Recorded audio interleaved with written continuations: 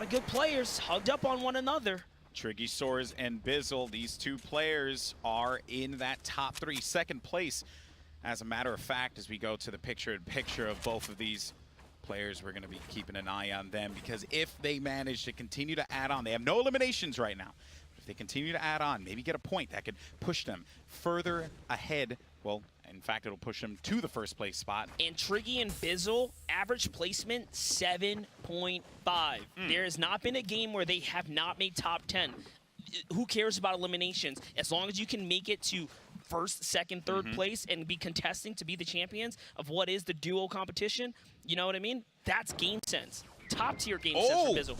Tendons, he actually got picked off from the distance there. That was a down from Vivid that came out of nowhere. And you think, you know, Tendons, he's running around as the Bush, and the Bush does have some great changes to it now. But still, if you're a Bush running on top of a house, you're still a Bush running on top of a house. So you're kind of going to be seen from pretty much anywhere on the map. You're a big old target. Let's put it like Bush. that. Oh boy, I'm gonna get fired. All right, so Poach does need to pick up Tendons here, and Vivid with a beautiful snipe, and that's Vivid and Bowman once again. These two guys putting the sniper to use. Bowman gets a shot on the Nick Mercs. Vivid gets it down there on Tendons. Kind of just puts the fear in him there, like, hey, we're here. You got to be careful, because we're gonna pick you off, and you're just not gonna expect it. If I'm being honest, I didn't know my good friend Vivid was a sniper. Okay, I know he's got the game sense. I see him put in work with the rifles, but hey, some sniper action feels good to mix it up for the highlight reel. Gotta show up. Gotta show up here and get to that top 10. This is match number 5. Not our last of the day. My guy Floss, and he was paired with Mad Ruski. Looks like Ruski's been taken out. Floss, another player known for just being able to play that endgame. Endgame is a true skill in this. You know, patience, decision making. This is the difference between a normal player that can just double key and players that can hold their own in the endgame rotations. Flosson's really, really good for that. That's how he qualified through Wins Royale.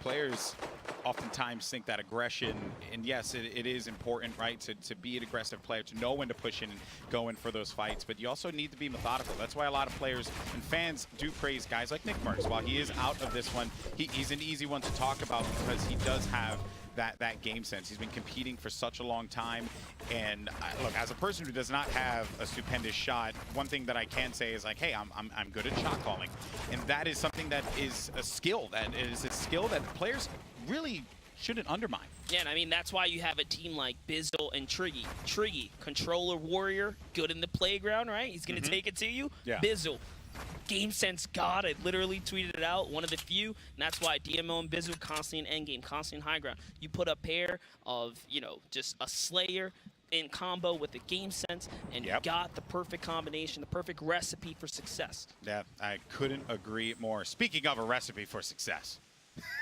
we got my boy Balla standing by with some mid-game highlights. What's going on, Balla?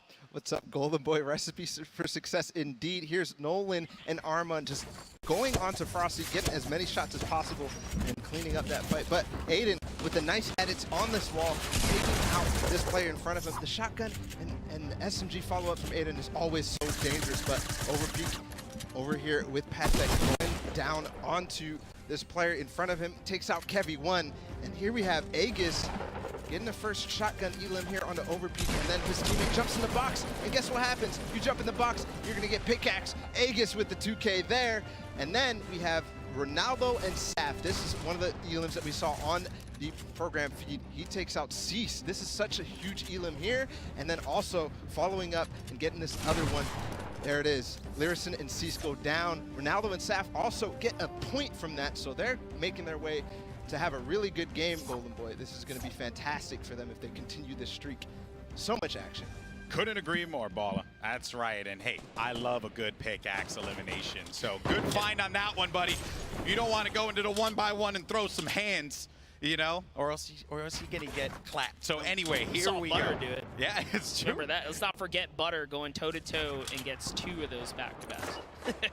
Boy, and as a person who is down to a pickaxe quite a bit, I know the pressure that you feel when you're getting pickaxe there. Now let's see this fun fact. Ronaldo, what was that, 2K damage that he's managed? No, he's actually managed to do 2 times more damage. 2 times more than damage. what he's been able to receive. Reading comprehension is a skill, people, and it's one that I currently do not possess. Listen, I'm the 200 IQ. in the duo, brother. I was gonna say New York public education system. Then I realized you and I were both raised Yes, in the we New York were. public education system, so it Yes, doesn't really we work out. And clearly, I'm just bad at school. Oh, Anyway, God. stay in school, kids. Moving on. Do that. Do that. 60 players left now as we get ready for the next circle in the storm to collapse. We got Bizzle and Triggy still staying alive in this one with 0 eliminations, but they play for that late game and they do it oh so well. I mean, but they are only 79 damage above the threshold. They have to put some shots on some players here. Interesting to see someone bail out of the Stormwing there. You have Anthony and Clarity raining down shots on Demo and Tfue over on the northeastern side here. Butter and Aiden. Butter is now left to defend Aiden, who's been knocked, but it's actually working out. Clarity backed off Demo and Tfue, so Aiden's probably gonna get saved here. Yeah, he should be able to get picked up, and they should be getting eyes on it. Never mind. Wait, no. Klingers Oh yeah, never. said Oh my! otherwise. Demo and Pearl just got the elimination on Aiden and Butter.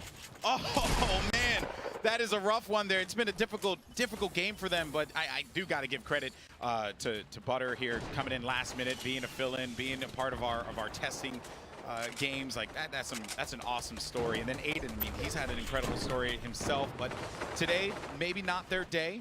For now, though, one player, or 2 players whose day it certainly has been, is Tfue and Demo. Been playing very well so far.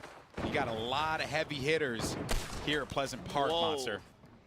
You take RPGs out the game, you take Stormwings out from ramming structures, and you get players like Demo and Tfue who think they can build the highest All right, tower. you want to post this on Reddit, dude? That's crazy, dude.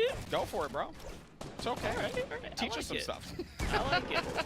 They build huge, intimidating towers. It's going to be interesting to see how they use these here, as Tfue is now escalating his way back up to the top here. I mean, they're center zone, so it's going to be a dominant stronghold. I think he knows that if they want first place, they need E-limbs, and that's why they're going way up to the top, because he's going to be the eye in the sky to start taking players out here. And players that use that rift to go, they're going to be attempting to fly away. Tfue can also get those targets in the sky. Got CBK Flame that's going to be below. High Sky, IFA.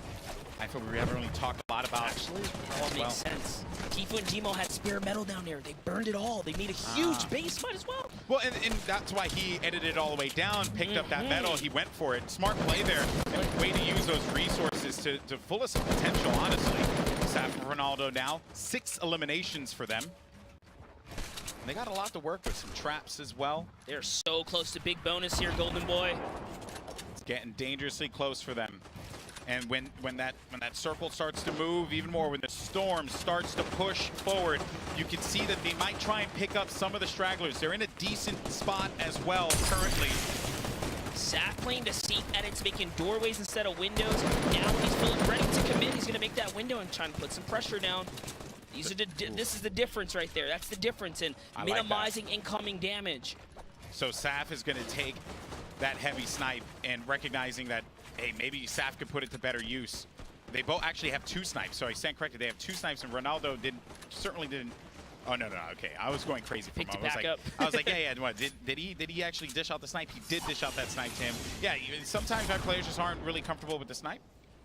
Okay, what do we have here? 45 players, moving zone. Every game, it's just been more and more guys alive. Yeah, no one wants to get taken out this early. I'm pretty sure they're leading on the storm rotation here. Triggy and Bizzle way high in the sky, as are Tfue and DMO. Looking over at the sky view, it's Psalm who's coming out of nowhere, deciding to let go of the storming finally. High Sky gets taken out the sky. Demu and Tfue here now in the Rift to Go rotation. Everyone's just massively trying to cross track here. No one is safe. The new changes have made it so that the zone is close to 50% further, but you have more time in the rotation.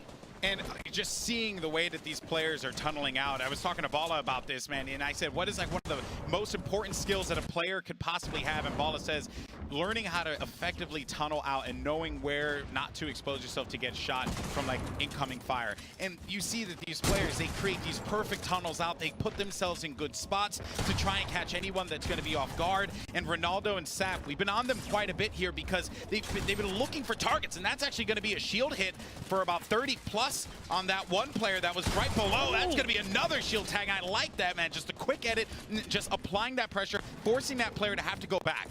Yeah, they have this entire thing mapped out already. They own all of this, so they're recycling, they're getting ahead of the zone, and then they're getting players with these edits. Bye-bye Marksman right there. They're on big bonus territory, looking to make their way to the top of the leaderboard here. That was like a trap door. It was so nice. And let's take a look at a replay now. Saf lines it up onto Vinny. Well done there. And then there was that elimination on Marksman that you had just saw on your screen. But that was just, again, like the control, right? We really got to highlight this. When people look at competitive Fortnite, they're like, oh, it's just a bunch of people building crazy looking structures. No, there's methods to the madness. You need to be able to own the wall so that this way you can properly edit out and then give yourself that angle to get that shot or that angle to rotate out of that moment. And they're doing it again right here. They own all of this. They're doubling back and forth here, making sure that they are taking good care of their layer. You step into this layer above and or on it, and you're going to get punished. Oh, maybe not, Monster, because Saf actually had to do some quick edits there, and he's going to go down now. So he threw down some quick builds because he was getting the pressure that came from Zextro, and then Ronaldo moves on in, and Ronaldo gets one onto Zyron, but Poach is there for the elimination pickup. That's going to be Poach's number one. Tendons gets an elimination onto Siren as well, just as all that was going on. That's going to be the second elimination there for them. So 4 total for this squad. It counts to their big bonus too. Now looking at Poach here, they're at 5. There's only 9 players left. This next elim matters so much because it's worth the placement point. Such a huge game now. Poach and Tendons wait for the players to drop down, and they do manage to trap him in that trap door once again. You love to see it, but Tendons, he's going to go down now. Poach, can he be the hero that he needs in that situation? As he goes low, and he's getting pressured on there, tags him for some damage. That's actually going to be an elimination onto Vide.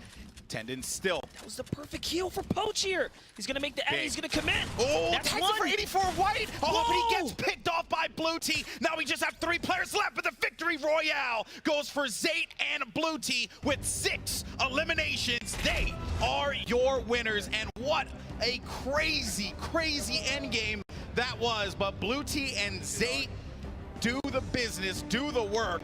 They come out on top in match 5. Poach was so close to landing the headshot on FPS, who was right in front of him. And FPS, here it is. Here are the final moments of this one, right? Yeah, so Poach so close to taking out the FPS, and it was Blue Tea that just, Blue Tea comes around the corner. This is from Zate's perspective now. He had that high ground, says Blue Tea, just go for it. Just go for the push. You got this one, and that's the victory royale. Expertly done by those two, getting that victory royale, and I'm looking forward to seeing where they're going to place at the end there. That was 6 eliminations total, or 7 eliminations, I want to say. If I'm being honest, that's Zate and Blue Tea's first game where they came and they showed up, because I was walking the floor earlier while we were kind of, you know, getting on with the games, and they didn't have any points, so that was big for them. That's going to put them on the top 20 board without a doubt. But for Poach, so close. So close, so close. But let's go ahead and send it over to the floor. We got our winners standing by. What's going on?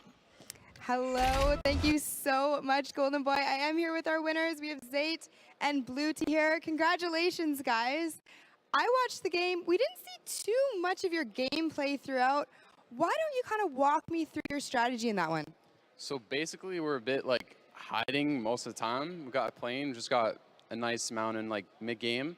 Then like we turtle basically till the end, and at the end we were able to just base up, get height, and from there we got all of our kills.